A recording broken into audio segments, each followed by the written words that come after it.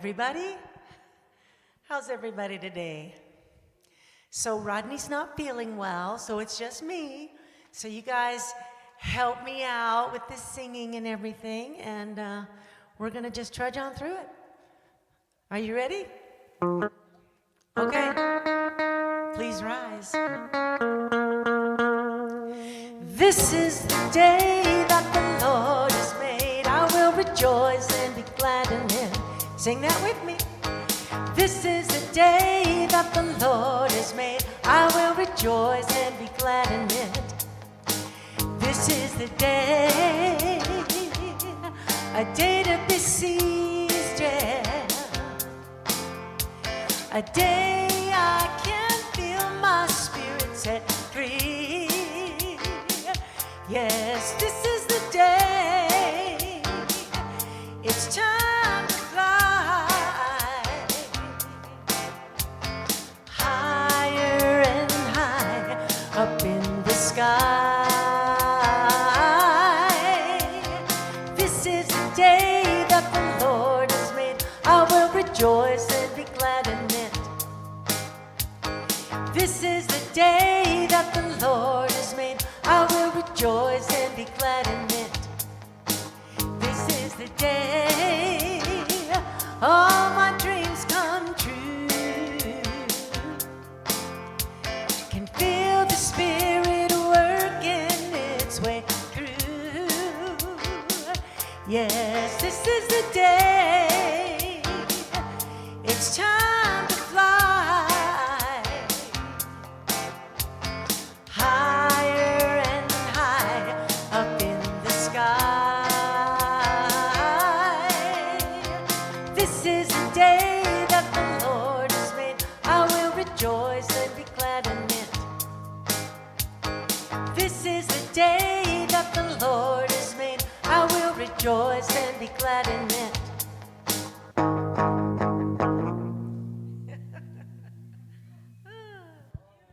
Welcome to West Valley Center for Spiritual Living. Did you hear that guitar at the end? Rod is still with us. I mean, that was good, Kathy. So thank you. Tell Rod he did good. Rod, if you're online, you did good.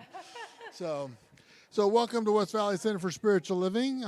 We are really delighted and glad that you're here. Rod's not here. He's under the weather, so let's all keep him in our prayers. Reverend Karen is off for the next couple Sundays, so she is out and enjoying her life, and let's keep her in our prayers as well as she enjoys her time off. And we have Reverend Sue Witter here that is going to be setting our intention for this year and getting us grounded in our final ritual of the holidays, and so I'm very excited about that. So a couple of quick announcements. First is we've got some great classes coming up. The first one, it starts actually in a couple weeks on January the 16th, and it's going to be on a Thursday from 11 a.m. to 1 p.m., and it's a meditation class. So Reverend Susan Peterson is going to be doing this meditation class. Again, it starts on January the 16th. You can sign up out there in the bookstore. And then in February is when we're going to be starting our foundations class again. So we have an introduction to Science of Mind on Wednesdays, on the first Wednesday, and then we'll have the start of the actual foundation class. And so more information to come on that as well.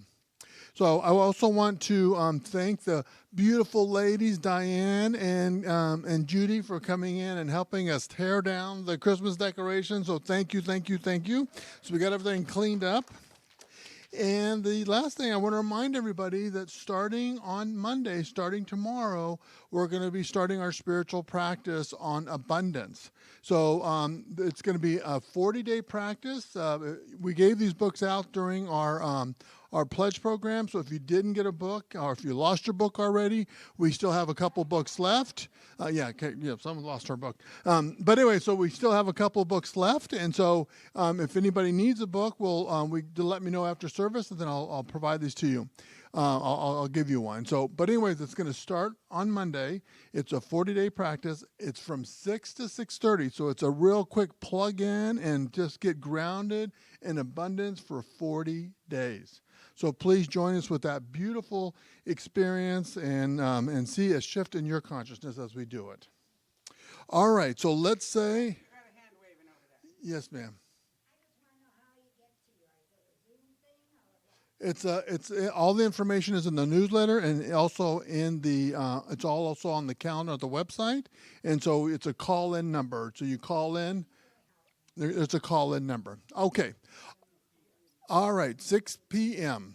Yes. Everything is available in the newsletter, which reminds me, if you're not getting a copy of our newsletter, please, there's little cards over in the bookstore that you can fill out with your information, and you'll get an email every week with all of the things that we have going on. You can also look at our calendar on the website, which is www.vcsl.com, and that has all of the information as well. All right, so let's start off with our vision statement like we always do. So let's say our vision statement together. We are a loving, joy-filled community honoring the many paths to God as we learn and live the science of mind principles. And before we get started on our meditation, I want to welcome our beautiful Gloria to doing our invocation. I forgot to bring that up, and so she's going to be doing our invocation today, so yay.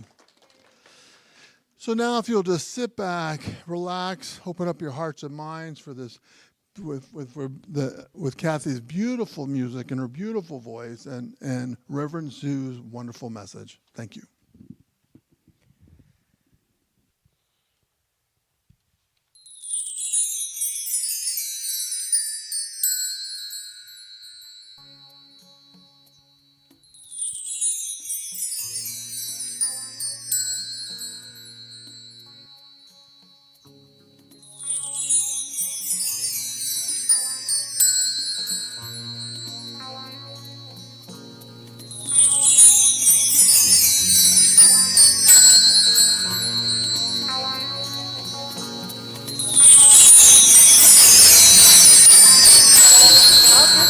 I'll just sing it. I'll just sing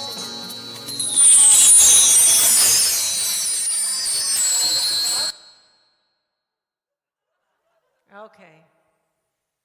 All right, I'll just do it myself. Let's start over. Take a deep breath.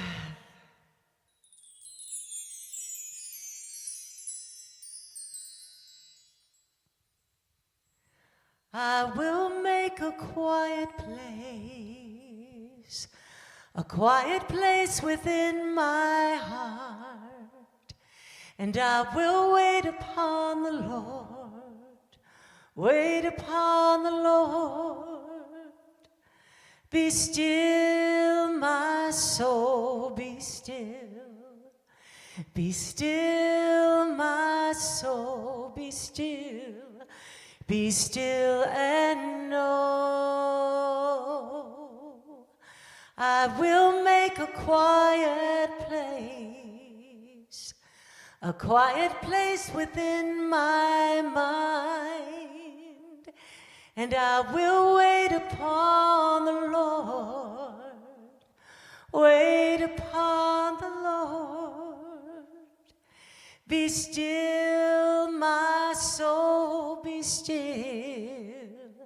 Be still, my soul, be still. Be still and know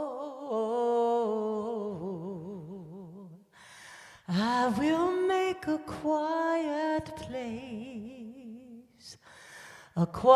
place within my life, and I will wait upon the Lord, wait upon the Lord. I will make a quiet place.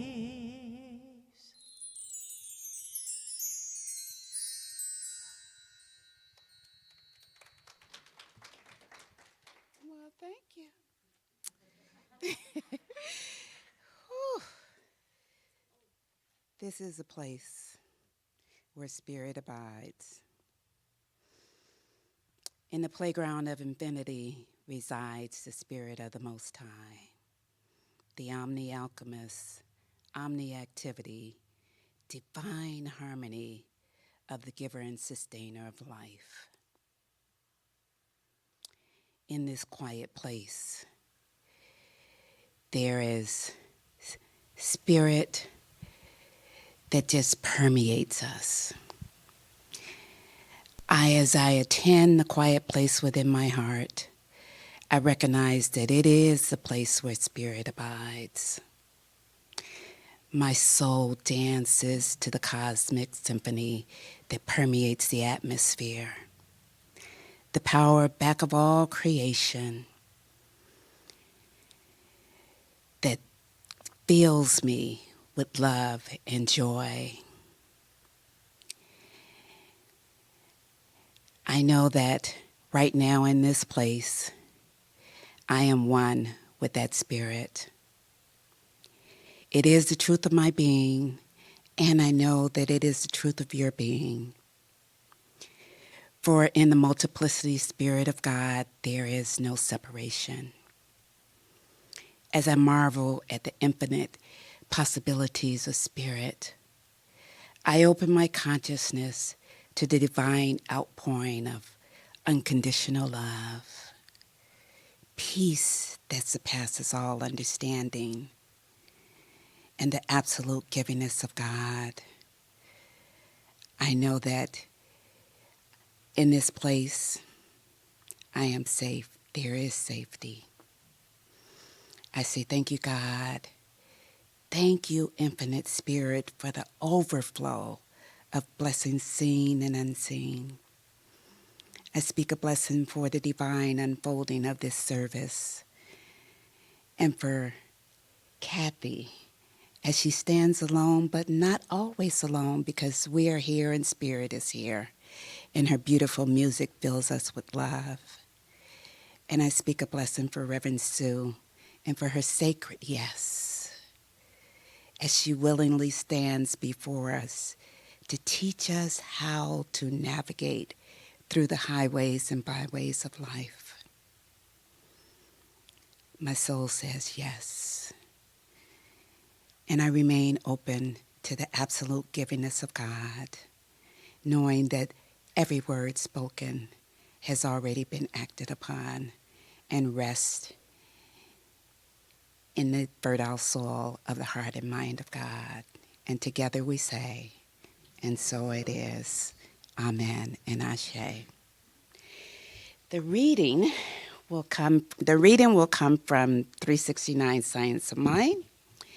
It can be found on page 115. And it begins like this.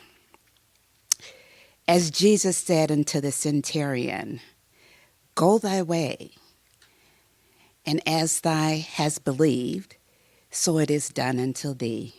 Matthew 8, verse 13.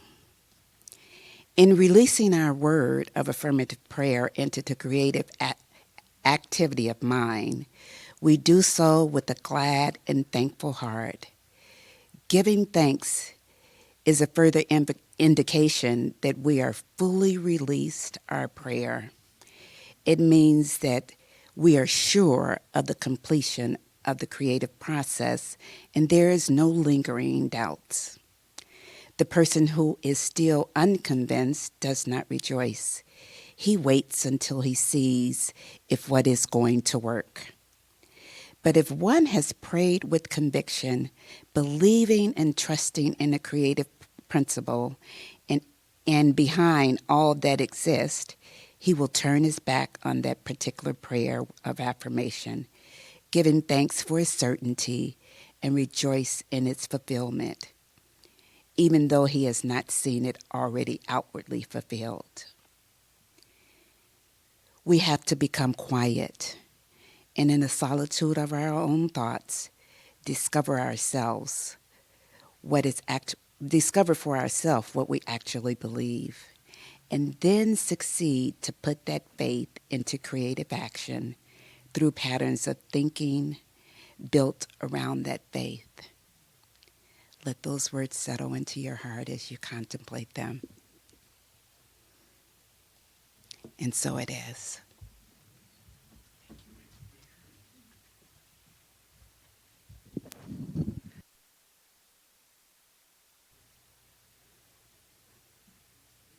I need to see everybody. I'm a big fan of that. I've seen everybody. So because Rod's not here, I'd ask Kathy and Rod to do a specific song. And because Rod's not here, we're just going to use the YouTube track. So for those of you online, because it's a royalty-based piece of music, YouTube track, it's not going to play anything, so there'll be no sound for those of you online until the music is done. So my apologies, but just hang in there and we'll kick it up again in a few minutes.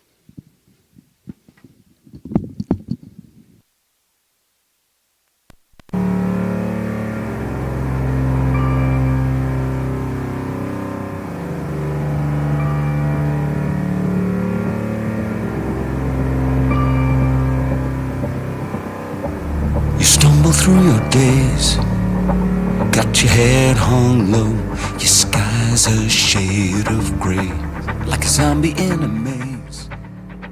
You're asleep inside, but you can shake awake, 'cause you're just a dead man walking, thinking that's your only option.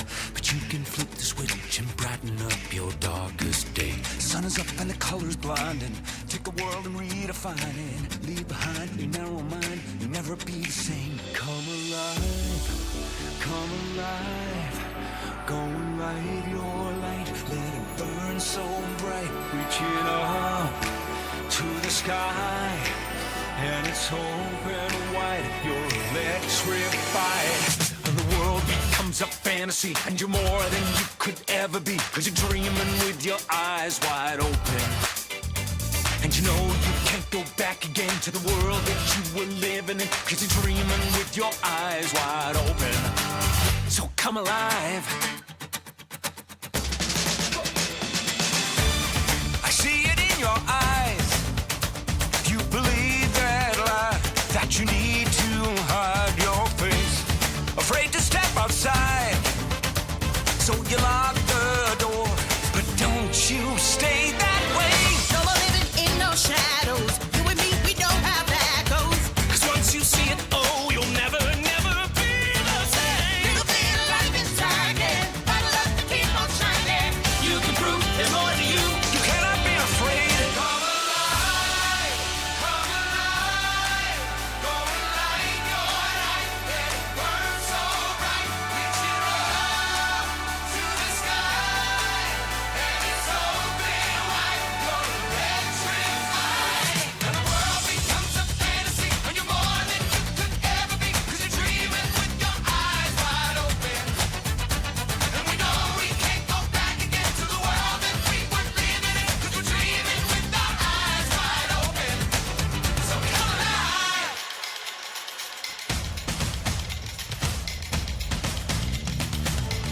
Come on, come on, come in, come on. To anyone who's bursting with a dream, Come on, you hear the call. To anyone who's searching for a way to break free.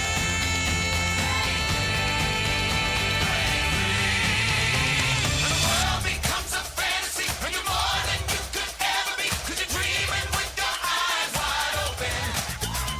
And we know we can't go back again to the world that we were living in, 'cause we're dreaming with our eyes wide open.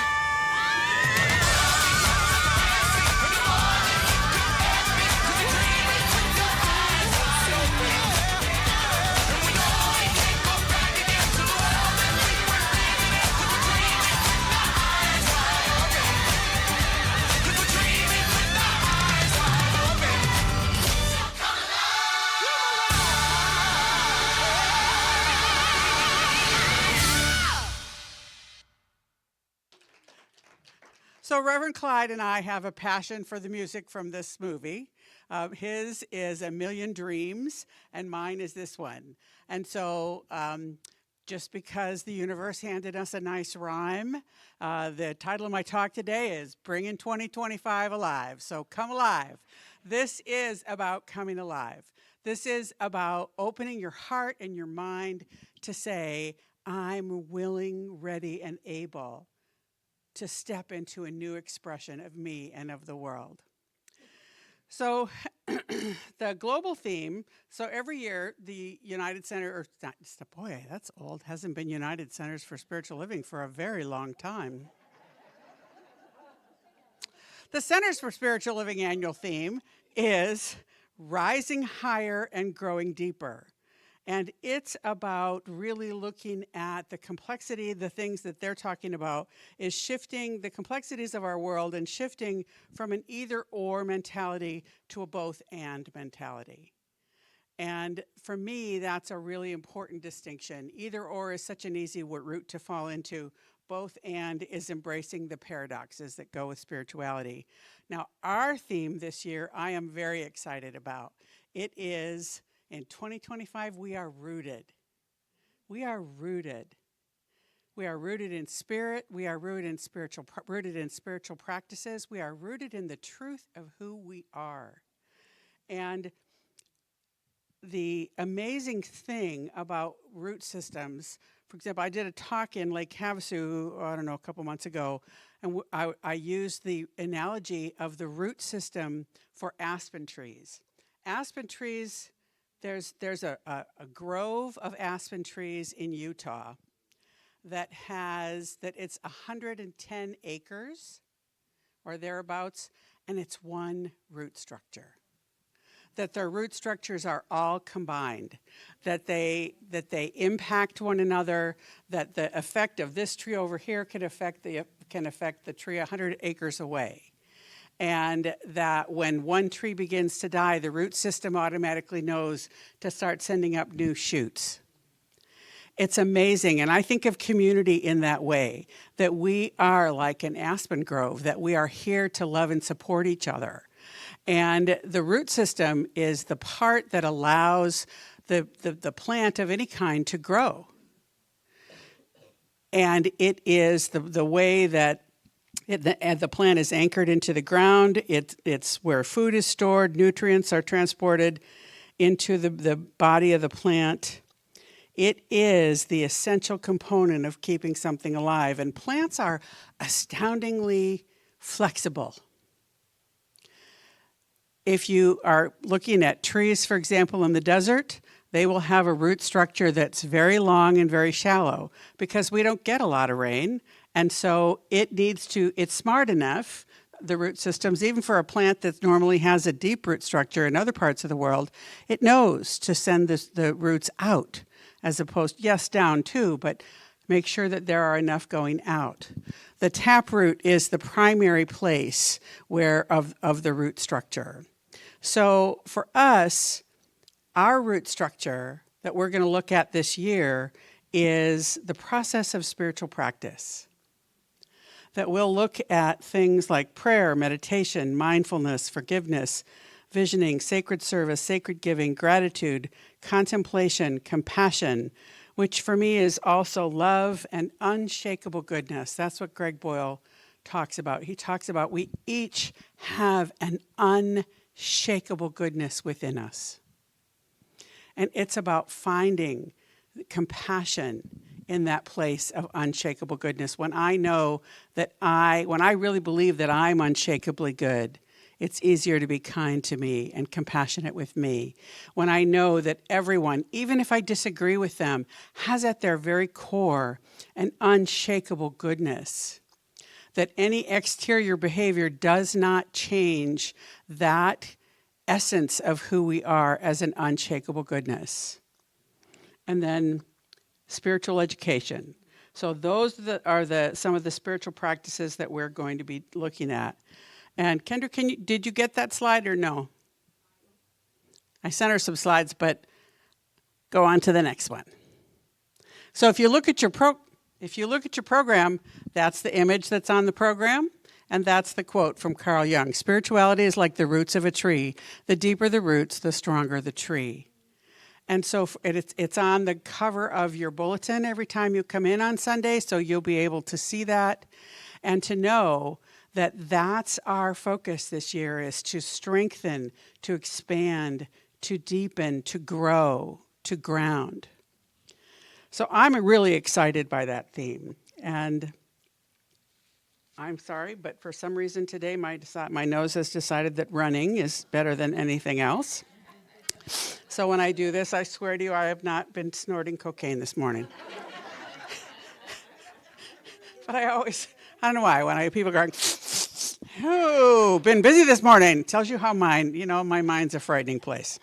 Anyway, we know that, right? If you know me for more than 5 minutes, you know that wandering the corridors of my mind, the question that Wendy Craig Purcell asks in her book, Ask Yourself This: how safe would it be for others to wander the corridors of your mind?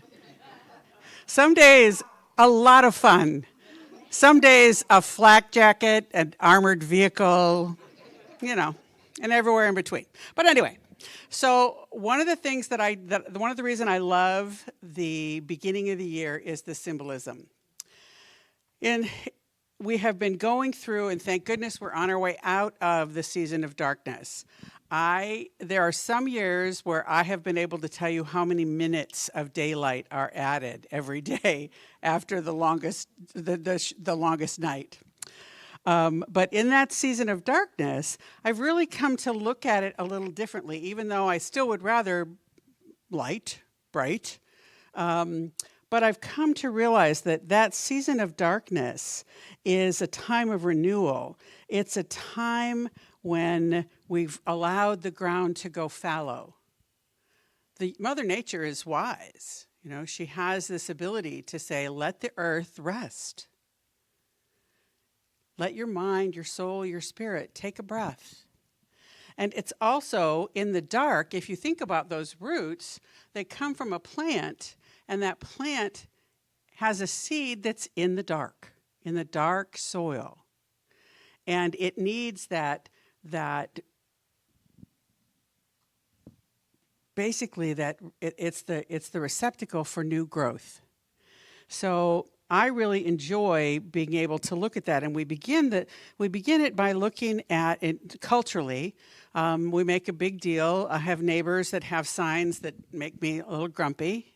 It's not surprising. It says, Jesus is the reason for the season. Well, Jesus is the discussion of the season, but the reason for the season is that historically it was put there because the government of the time was basically religion, and they were frightened that people would not pay attention. So they said, because everybody's worried the sun wouldn't come back, right? Most in Northern Europe, it's dark. They have no idea. They don't understand the rotation of the earth around the sun. They just know that it's gotten dark, it's gotten cold, it's gotten snowy, and oh my God, what if it never goes away? So a lot of our rituals are born of pagan rituals related to bringing the sun back. So for me, I then will take a shift and say, but if Jesus is the reason we're going to use for part of the season, it's about being born anew. And so for me, when I look at it, I say, what do I want to be born anew in me this upcoming year? And we know that you can't add something new if it's cluttered with a lot of old. So the letting go process on the burning bowl ceremony is about letting go of the old so that you can make room for that new expression of the divine. And when we clear away, it makes a fresh, clean platform to begin anew. So we've been we wrapped up the year of Change Your World, and now we're going to look at how deeply we can and how strong and how vibrant we can make our root system this year. So one of the things that, again, if you look, spirituality is like the roots of a tree. The deeper the roots, the stronger the tree. It is about these spiritual practices, in my opinion, all require some element of curiosity. I think curiosity is just a magic potion. When I'm curious, it's much easier for me to stay open-minded, to look at something and go, maybe yes, maybe no.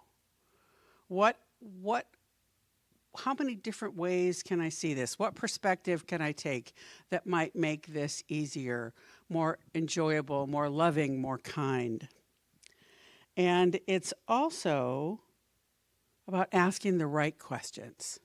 So I use the quotes of Parker Palmer all the time. I love him. He is a Quaker. He has a fabulous book called Let Your Life Speak.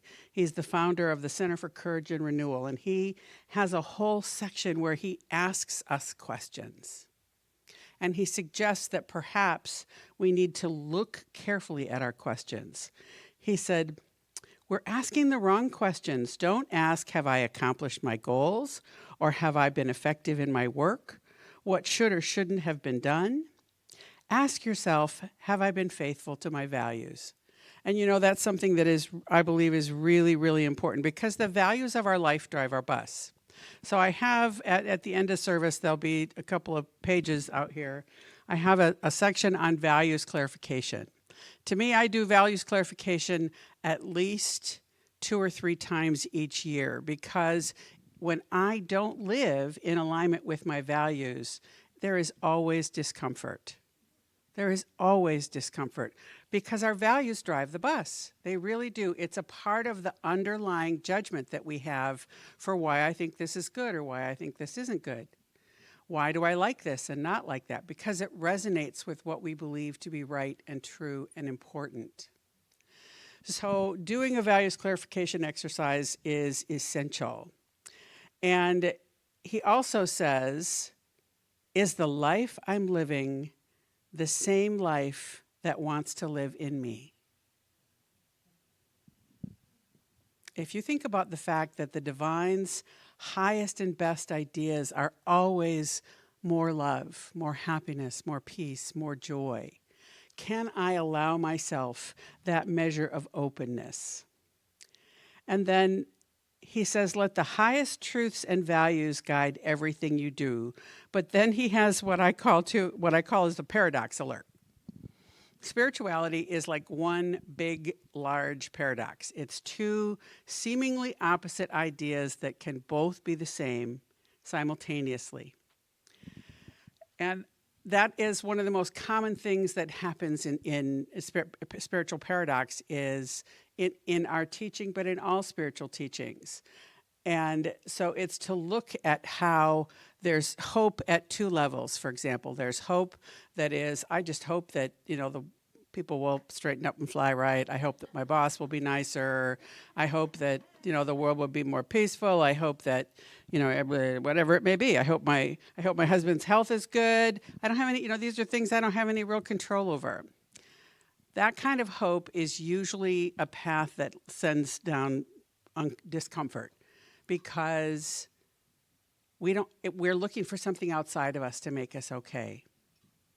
But we can put hope and faith, very similar, in the notion of the principles that we believe in. When I change my thinking, I change my life. And I have hope that everything that I have set my intention is in the flow of the universe and will unfold with grace and ease. And it will come to me through avenues known and unknown. Those are all the kinds of hopes that are on the other side of that spiritual paradox. And Ken Gordon, who used to be the spiritual leader of our community, had a great example for faith. I think that it's a misunderstood topic, faith. Faith is, for me, we all have faith. We all have enough faith. We don't need, some people say you need more faith. Actually, you don't need more faith. We have all the faith we need. It's just, where do you put your faith? If I put my faith that things are going to go down the drain, they will indeed go down the drain. And if I put my faith in the notion that there is a higher, greater, more loving and kind unfolding for me, then that's what I have. So Ken Gordon says that we need to have faith that is as strong as our faith that the sun will come up in the morning. So think about that. When you go to bed at night, are you worried that the sun won't come up? Do you think you have to pray about it and have affirmations about it and do a little dance around the moon? Or do we have to run and hide? No, we don't. We believe that the sun will come up in the morning. There is no question. And so for me, that whole notion of the idea of faith has completely to do with where I put mine. So here's the paradox alert quote. Before you tell your life what you intend to do with it, Parker Palmer writes, listen for what it intends to do with you. Before you tell your life what truths and values you've decided you should live up to, let your life tell you what truths you should for you to embody and what values you represent.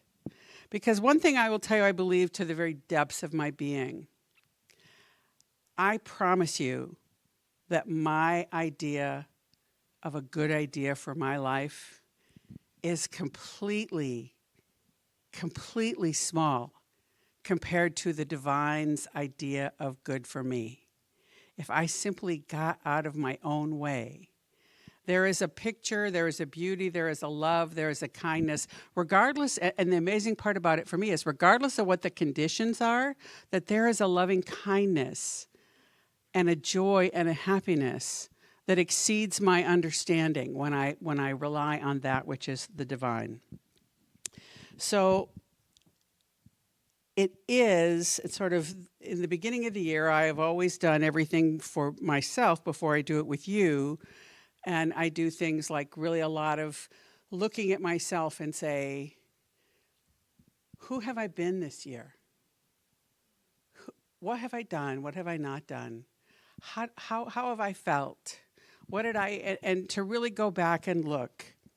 And then to look at what do I want to embody in the upcoming year? What qualities of God do I want to see more fully expressed in my life? Where was my allegiance? So there's two quotes about allegiance that I love. One is from an author named Paul Hasselbeck from a book, The Point of Power. He says, you don't get a strong life by empowering your weakest point. Now, you don't put your head in the sand and deny your weakest point. You acknowledge it. You have a plan around, or you have the ability to know that if that weak link breaks, that there is another way. But you don't empower it. And Pema Chodron says, at some point we need to stop identifying with our weaknesses and shift our allegiance to our basic goodness. It is highly beneficial to understand that our limitations are not absolute and monolithic, but relative and removable. The wisdom of the Buddha nature is available to us at any time. And that's from a beautiful book of hers called No Time to Lose, A Timely Guide to the Way of the Bodhisattva. And Einstein says the most important decision we make is whether we believe that we live in a friendly or a hostile universe. So one of the things that Ernest Holmes asked a lot, what do I believe about God today? What do I believe about the universe, the divine, the greater intelligence today? Because if we're doing our work, what I believe about it today is probably not what I believed about it last year or the year before. Or if you think about when you were 5 or 15 or 25, for those of us who've long left those ages in the dust. There may be some of you watching who that's right where you are, but anyway, and there are a few here in the room. But it's about saying, can I expand, shift, change my belief about God? One of the things that I love about Greg Boyle, so this is Greg Boyle's new book. It's called Cherished Belonging. My 70th birthday is just around the corner, and I have given myself a gift of a second row seat for a talk that he's giving, because he's one of my favorite authors. He is a man who started Homeboy Industries, which is literally the largest prison reentry gang disaffiliation program on the planet. And I want to be him when I grow up. He is such an amazing example of knowing how to love unconditionally, absolutely, but still have strong, powerful boundaries. We can love, and it doesn't mean that people get to run over us, that they get to damage the world around us, but we can still love. And so he talks a lot about the fact that it's his belief that God just loves. He had one of the talks I heard him give, he was very funny because he talked about people who will come to Homeboy Industries from all over the world, literally. They'll show up on the door unannounced and go, God told me to come and volunteer here. And he said, I often want to say, I wish God would have sent me an email. to let me know.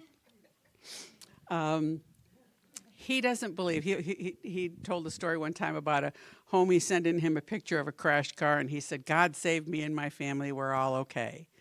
And he said, that's great. But if you believe that God saved you, do you believe that God didn't save someone else? In the battles that we have around our world, God's on my side. No, God's on my side. The people who in the football or baseball, they say, God was with us, that's why we won. That if you believe that, then God was not with the other team that didn't. Right? And so the basic notion is God just loves. He doesn't bother with whether or not you're in a car accident or not, whether you win the football game or not. God just loves us. Whether our hair's on fire or whether we're absolutely fabulous, God just loves. That's it. God just loves. And the beauty of what he talks about, well, actually, a minister friend of mine, when I heard him speak one time, said, think about your relationship with God. Do you have a relationship with God that is ongoing, a connection, a divine expression? Or are you like, Mayday, Mayday, going down, I need some help here? I've had a lot of Maydays in my life, but more and more, there is that connection. And Ernest Holmes, in a book called Know Yourself, says, the insistent and universal desire for self-expression is the divine urge within us. Even God himself tapping on the walls of our heart, urging us on to a fuller life. And in this thing called you, he says, the desire you have to be something, to do something, is a mental echo in your mind of the spirit which already exists within you. I love that, a mental echo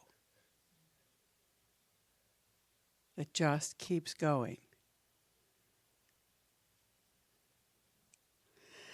So, to bring 25 into a greater sense of aliveness, I really believe we need to ask questions. We need to ask questions like, who do I want to be? Who do I want to be? What qualities of God do I want to express? How do I want to feel? How do I want to see the world? How can I be more loving? How can I be more kind? How can I be more compassionate? The answer is going to be in these practices. I promise you that.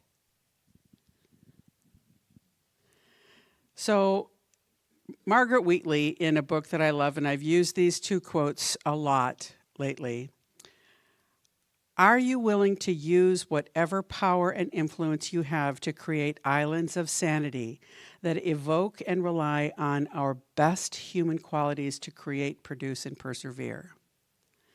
And if I work on creating an island of sanity in my own life, it makes a difference in the world because we make a difference in the world. And the amazing Emma Curtis Hopkins, rise up my soul and heal the sick wherever I walk, show people how to be strong, make people love God, quicken me with heavenly fervor, show me the finished kingdom through which I walk.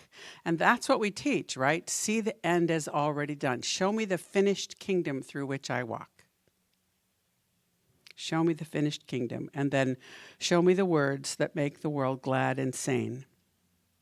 What words do I need to make my world glad and sane? If you think about the discussions you have in your own head, sometimes they don't lead to a notion of glad and sane, right?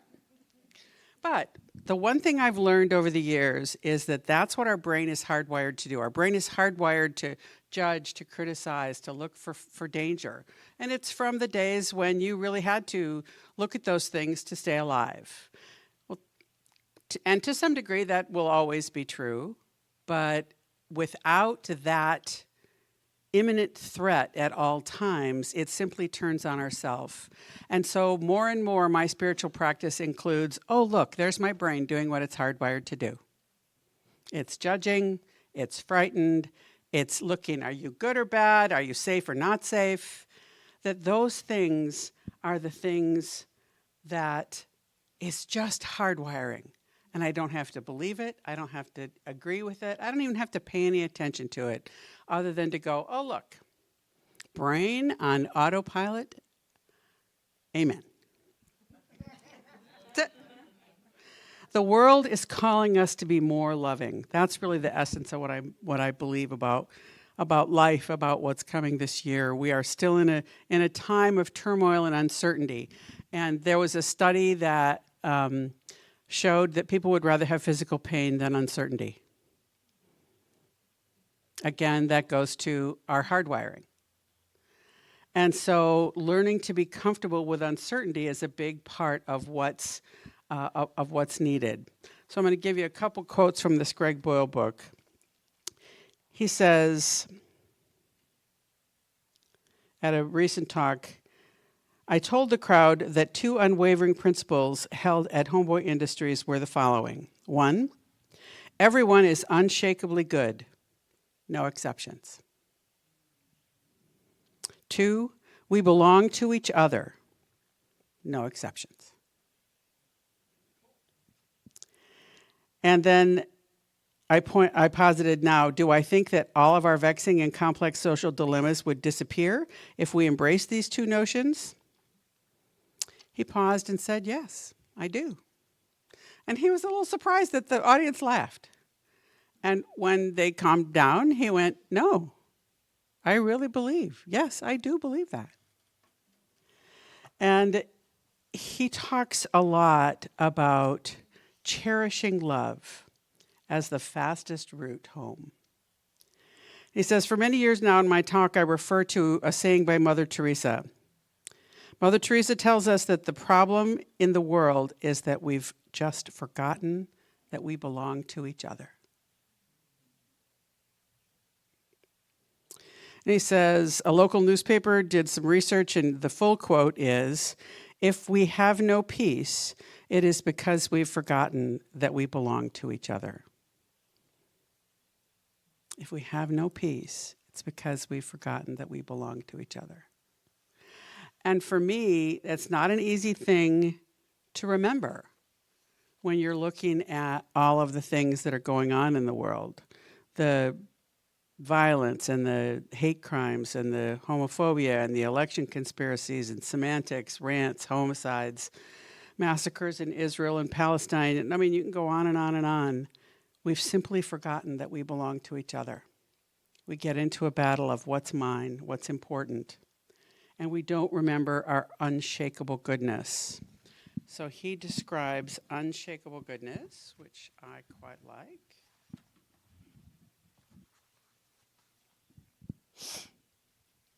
Excuse me, the runny nose strikes again.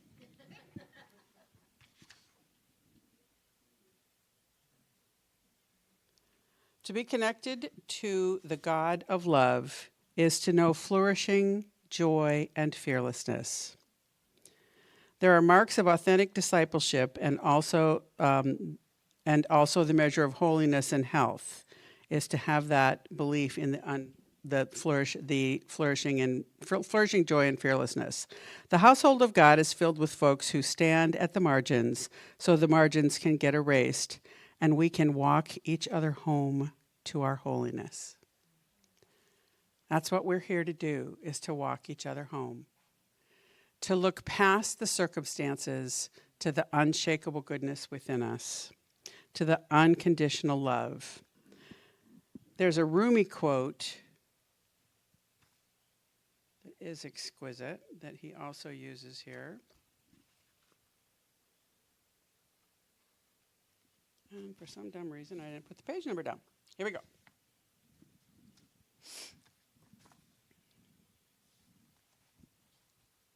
Or not.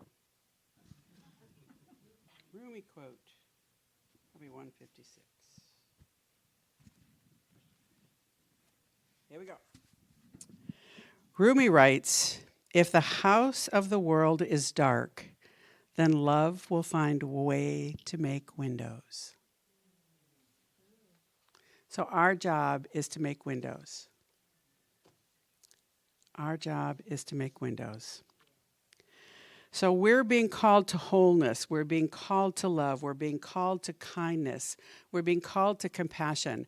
We're being called to look past the circumstances to our common humanity, to the unconditional, unshakable goodness that dwells in us all. And to do that, to see that in you, I have to believe it in me. That's an essential component. Do you believe it in yourself? So Richard Rohr, another fabulous New Thought writer, says spirituality is about seeing. It's not about earning or achieving. It's about relationship rather than results or requirements. Once you see, the rest follows. You don't need to push the river because you're in it. To just allow ourselves to be in the flow. There's some very humorous quotes that Father Boyle has also, about the God that we have created for ourselves. And he says we have a puny God, many of us, rather than the God that really exists. We have a God that is harsh and mean and challenging. And to that he says, wrong God. And he says, this is the part that makes me laugh. God can get tiny if we're not careful. God can get tiny if we're not careful. So, how much greater is the God that you have in this moment than the God, the divine, the essence, the whatever you choose to call it? How much greater could you imagine it being? And our job is simply to keep working on expanding and expanding and expanding and expanding and expanding our energy, our belief, our understanding of the divine. Another great book that I go to, especially at this time of year, How to Be Loving as Your Heart is Breaking Open and Our World is Waking Up. It's by Danielle Laporte. And it's a fabulous book because she talks a lot about the fact that things that may appear to be falling apart are part of the restructure, the reorder as we open our hearts. And that there's a new way of being. But she has a couple of things that she says that I really love. She says, nothing leaves us until we thoroughly love it. So that's a part of my challenge to you for this year. To thoroughly love you exactly the way you are. With all of those things that you love, that you think are great, that you're happy with, that when you look in the mirror and you think about them, you're grateful that you have them, and then thoroughly love you when your hair is on fire and you're spitting acid, or you're curled up like a roly-poly bug, frightened, or you're so sad that you don't want to get out of bed, or anywhere in between. That there is as much God in me when I feel like I'm at my worst as there is today, in this moment, as I speak to you. When I'm well prayed up and I'm open to the divine, there is as much God there as when I have on my grumpy pants and I'm judging everybody. And the only way past it is not, because then we judge the judgment. Do you love that? Do you just love that? I do. I go, look at this. I've judged something, and now I'm going, bad Sue, bad Sue, bad Sue. You're judging. You know that you shouldn't judge. There's no shouldn't. You know how those conversations go in our head, at least in mine. Again, walking the corridors of my mind, a scary place sometimes. But it's about learning to say, can I love all of the ways that I show up equally? Can I not judge those parts of me? I can look at him and say, if I'm acting that way, do I like the result? Do I like the outcome? How I feel? How others feel around me? If the answer is no, then that's my only litmus test that how do I feel? Not so great? Well, probably not do that. Just a thought. So it's about being willing to look at ourselves and to pull together our fears and our fragmented parts that we've spread to the wind, hoping that if we just don't look at them, if I don't, la la la la la, if I'm got the monkey thing, see no evil, hear no evil, speak no evil, then it's all good. No. Love that little monkey in all of its ways. And that's easier said than done. But if we look at the fact that we have this cherished belonging with the divine, that inherent Buddha nature, that inherent, unchangeable, unshakable love, that it all works out. So there's a quote by a Lutheran minister whose name is Nadia Bolz-Weber, and she's an author of a book called Pastrix, and she has probably the best thing about forgiveness, I think, that the best definition that I may have ever heard. We forgive not to make the perpetrator feel better. It's because we no longer stay attached to the harm. The more we absorb it and risk becoming like it, our enemy, if we continue to hold on to it. And this is the part. Forgiveness actually says, I will never allow this to infect my heart again. I will never allow this to infect my heart again. And for me, that was life-changing. So we're going to get ready to go into the ceremony here pretty quick.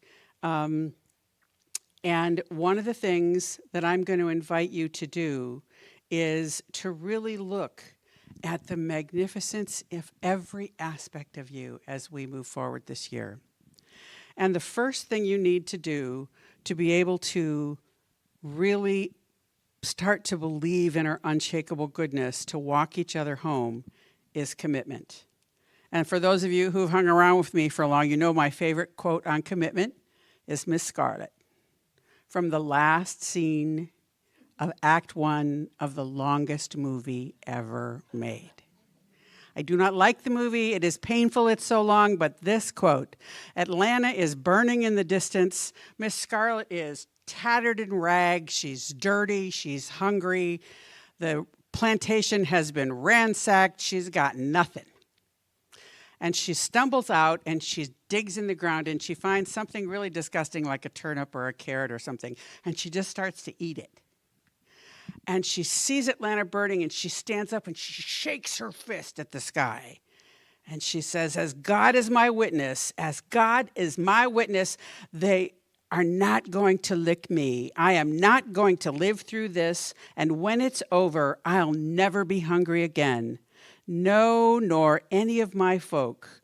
If I have to lie, cheat, steal, or kill with God as my witness, I'll never be hungry again. Now, that is some serious commitment. I would recommend we kind of let go of the lie, cheat, steal, and kill part. Probably leave that piece off the quote. But to know, that kind of commitment. The joke for me about commitment is there's chicken, in breakfast, there's chickens and pigs. The eggs and the bacon. Big level of commitment between those two creatures, right? But it's about really looking. So the Eagles have a song that Don Henley, when he had a single album called The End of Innocence, it's called How Bad Do You Want It? And one of the lines is, you'd walk on your lips on busted glass if you could get next to that. How bad do you want it? And then, because he's talking about a failed relationship, he says, not bad enough. But it's really a question of my commitment has to do with how bad do I want it. So for me, the steps to take have first always has to be commitment. How bad do I want it? Because I will tell you, there are some things that I think I want. It's usually somebody else's good idea for me. My mom, my dad, who've been dead for years, still have good ideas for me. It's amazing at 70s, still mom and dad have good ideas for me. It could be my first grade teacher, Mr. Walter, who horrifyingly also has good ideas that are still alive in me. Whoever it is it somebody else's good idea for me? I find that if I am not manifesting something, it is frequently somebody else's good idea for me. And when I look at it, I go, Do you really want this? How bad do you want it? Not bad enough. Because it's not mine. So it's to really look and say, what is mine? And then to be clear on our core values and to really work at understanding that there are aspired values, which are the ones we think we want, and we do, and then there's lived values. And when there's a disparity, it's called the values gap. But discomfort comes with living outside of our values. So looking at aligning our values and asking questions like, does this choice move me closer or farther away? Closer to living a life with respect or love or peace or joy or kindness, whatever your value is, does it move me closer or farther? And it's pretty simple because a lot of the times when I ask myself that question, the answer is a bright and shiny clear. So it's about identifying what you want and then making a commitment. And I think the two most powerful words in the English language are I declare. I declare. I choose. But a declaration, this entire country started on a declaration, the Declaration of Independence. It's a powerful pair of words. So what are you going to declare about your life? A couple years ago, we had the quote on the front of our program was an Ernest Holmes quote that said, "The greatest good you can conceive should be part of your daily experience." So it's about every day looking and saying, who do I want to be? What qualities of God do I want to express? And then simply say yes.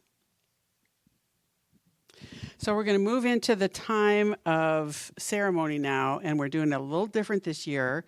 So there's a great big bowl with a whole lot of word stones in the white bowl, and I want you to pick 3 this year. One will be for you. One will go in the red bucket, which is for our center, and one will go in the black bucket, no cosmic intention or meaning, for the world. And we will keep these in our hearts as the intentions that we have put together for ourselves and for the world. So if you would just take a deep breath with me and close your eyes, get comfortable in your chair, and I'm going to just ask you to think for a moment. What do I need to do to ensure that I'm living the life that is the same as the life that wants to live in me? What do I need to do to ensure that I'm being faithful to my values?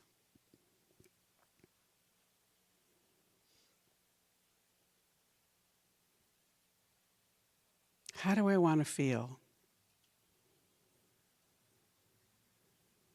What do I want to feel? What do I have at that soul deep level? What would it take for me to be open enough, to open my heart enough, to allow the divine to simply wash over me, to function through me, to allow? To see the good, to see the God in everything, in everyone, even while I place boundaries and say no when that's the way that will support my highest and best.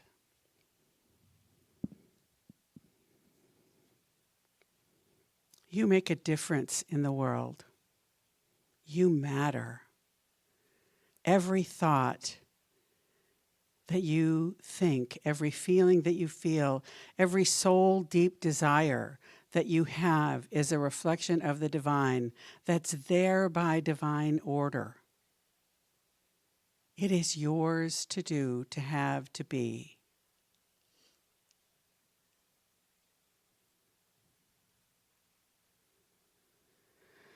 So I do invite you to just open your heart and consciously choose to stay awake, to commit to remembering that the greatest good that we conceive can be affirmed as a part of our daily experience. To consciously decide, to choose, to be gentle with yourself along the way, to let go of all the ways that you are unkind to yourself, that you don't cherish yourself, and then to allow everyone around you to be seen through the loving eyes, the kindness, the compassion, the cherished belonging of our unshakable goodness as we walk each other home. So when you're ready, if you would simply take a moment and allow yourself to just see that divine is in you in every way, in every thought, in every word, in every deed.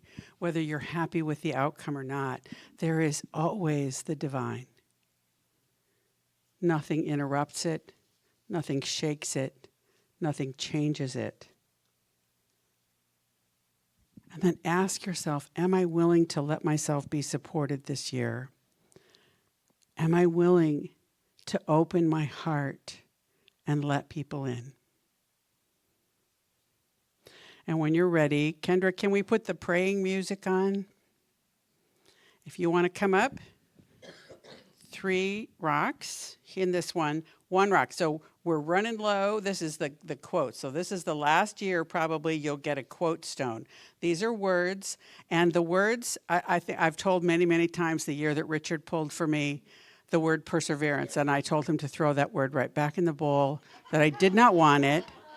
I did not want to have a year of perseverance, that sounded just awful, because you only persevere to get over icky things. Good save, huh? And he said, how about you persevere to have more joy, to have more love, to be closer to God? So with all of those intentions that you thought about and opened your heart to, then just take your word and allow it to find its place. And the quote, grab one of those, but when you take word stones, pull one for you and just keep that one as yours, and then pull 2 and drop them in each, and it's okay. You can look at them, not look at them, but the center and the world. So 3 here, 1 here, and 1 in each of those then.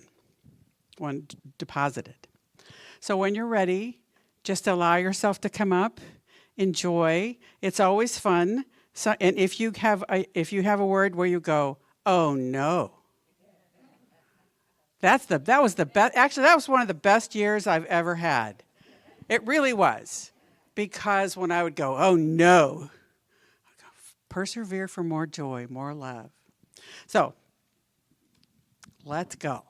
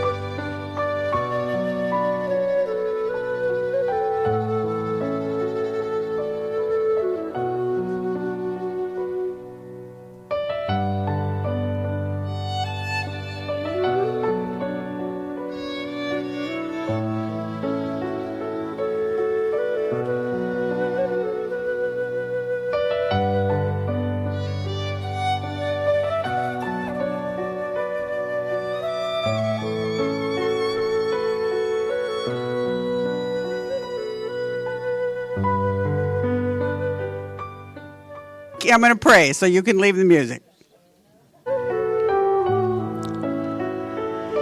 All right, everyone. So right here, right now, in the presence and activity of that spirit which is peace and joy, love, happiness, harmony, wisdom, clarity, kindness, compassion, cherishing, I know that each of us has opened our heart and our mind to a new way of being, to a new way of expressing, to seeing ourselves as that unshakably good in everything. And that in this moment, that it takes root like the roots of a tree. Those deep roots, they go down, they connect, they bring forth all of the nutrients and everything that's needed to have a greater life. That it is a strong anchor in our spiritual understanding. And so here in this moment, I know that as we move forward, we do so with a sense of excitement, enthusiasm, and expectancy of good, good, and more good, knowing that the universe is indeed always, always conspiring to bring us our good. That every one of our desires that we set forth is one that is divinely provided. That ours is ours alone. And that as we move forward through this day, this week, this month, this year, we do so with a clear, clean knowing that life is good. And that we are absolutely in the right place at the right time doing the right thing. So we release this time together out into that beautiful synchronicity of love and law, knowing with a grateful heart that the universe has already begun to shift, lift, move, change, and create a clear, clean, easy to follow path for every right action that we need. And that there is a kindness, that there is an understanding, that there is a softness to our hearts that allows us to see anything in life that feels challenging in a new and different way. That we don't allow anything to infect our heart, but rather that cherished belonging of love, of the divine energy, is indeed fully operational, clearly understood, easy to see, hear, and follow. So I give thanks, I release this out, knowing that the universe indeed has already said yes, and so it is. Happy New Year, everybody. So I have the sheets from the Burning Bowl ceremony. If you weren't here, there's some sort of things that you can do for this year that are kind of fun, and there's the values exercise if you want to do that. Happy New Year, Mr. Reverend Clyde.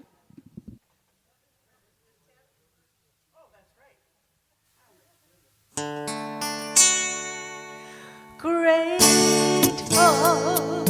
grateful, grateful for all the love that I have. I am so grateful, grateful, grateful for all the love that I have. Everywhere I look and every face I see is love reflected, shining back to me. I just give thanks for all these simple things, the joy and peace that gratitude brings. That's why I'm grateful, grateful, grateful for all the love that I have. I am so grateful, grateful, grateful for all the love that I have. All right. right. Thank you, Reverend Sue. That was a really wonderful way to start the year. Now's the time to celebrate the abundance of our lives and the abundance of our community. I want to give you guys a little update. So in the bulletin, on the back side of the announcements, we have a QR code. So especially all you young folks out there. So we now accept your tithe, your pledge through the QR code as well. It's through Zelle, and it's available. Again, it's also always be on the bulletin here. And also, our drop boxes are in the back of the room and also in Papke Hall. So we appreciate all of your tithes and your donations that support our community, and thank you so much. So let's say our giving affirmation together. I live in a consciousness of good. Divine love blesses and multiplies all that I am, all that I have, all that I give, and all that I receive. Thank you, God, and so it is.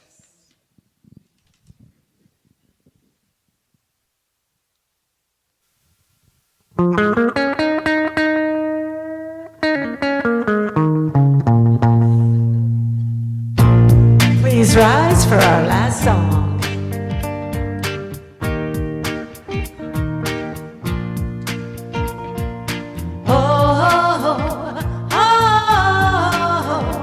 Oh, it feels so good to be alive. Sing that with me. Oh, it feels so good to be alive. I ain't thinking about my problems. I'm living now. I'm living now. And I ain't gonna worry about the future. I'm living now. I'm living now. So put your hands up if you feel like having a good time. Put your hands up if you're sharing love with all. Raise your cup if you're hopeful for tomorrow. Put your hands up if you're ready to have some fun. Now sing it. Oh, it feels so good to be alive. Oh, it feels so good to be alive. Feels good, don't it? Feels good, don't it? Only got one life, live in the moment. Feels good, don't it? Feels good, don't it? Only got one life, live in the moment. Feels good, don't it? Feels good, don't it? Only got one life, live in the moment. Feels good, don't it? Feels good, don't it? Only got one life, live. Oh, it feels so good to be alive. Oh, it feels so good to be alive.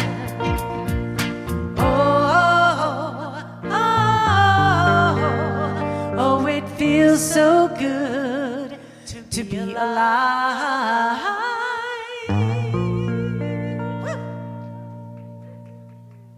It feels good to be alive for 2025.